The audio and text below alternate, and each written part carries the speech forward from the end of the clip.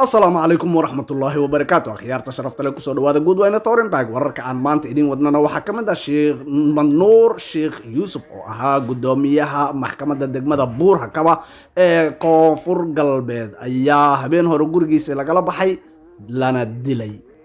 dilka Sheekh Madnuur Sheekh Yusuf ayaa waxa sheegtay ururka argagixisada ah ee Al-Shabaab iyaga oo ku tilmaamay inay dileen murtadkii magaalada dadka ku kala xugmin jiray si baadil ah.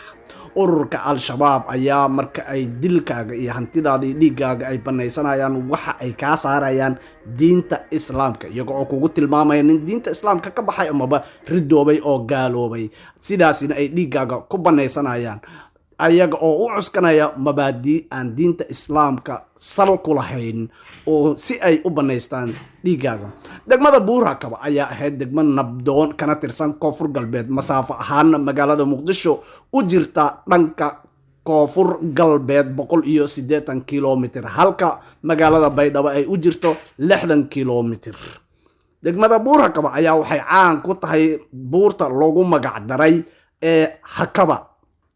waa degmo nabdoon aad iyo aadna u wanaagsan una qurux badan.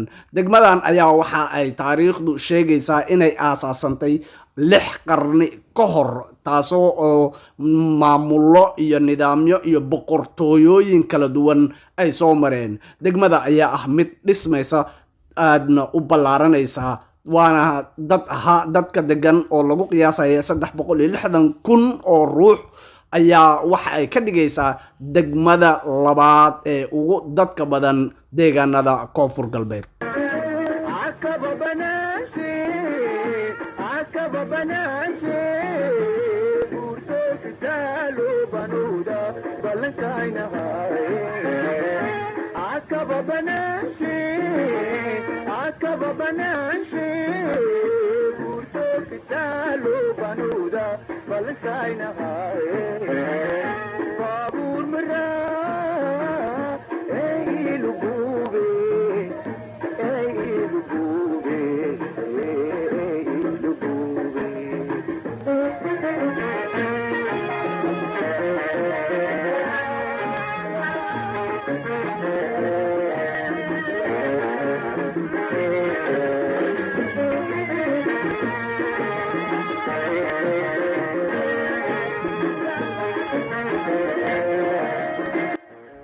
Sheekh Madnuur oo ahaa nin aadna looga jecel yahay dhammaan deegaanada Koonfur Galbeed gaar ahaan degmada uu gudoomiyaha maxkamadda ka ahaa ee Buur-Hakaba ayaa waxa ay dhammaan dadka tiiraanyo ay iyo walwal ay ka muujiyeen geeridiisa ayagoo aad iyo aad ugu tacsiyeeyay guud ahaan ummadda Soomaaliyeed gaar ahaan qoyskii uu ka baxay geeridiisuna waxa ay noqonaysaa tiir aad u weyn oo ka baxay talada ama hoggaanka deegaanada Koonfur Galbeed gaar ahaan degmada Buur-Hakaba.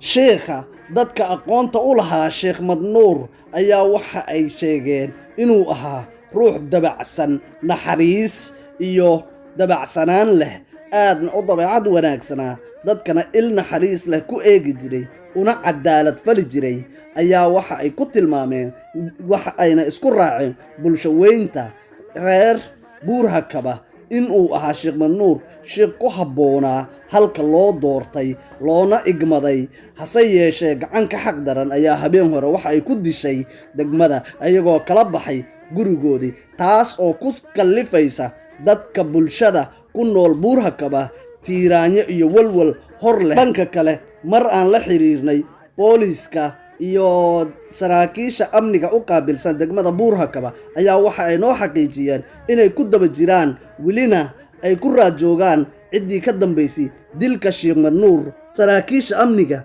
ayaa waxay sidoo kale sheegeen inay cadaalad hor keeni doonaan ciddii ka dambeysay dilka Sheekh Madnuur. dhageystayaal halka ay nagala socda wixii ku soo kordho insha Allah taala waa idin soo gudbin doonaa.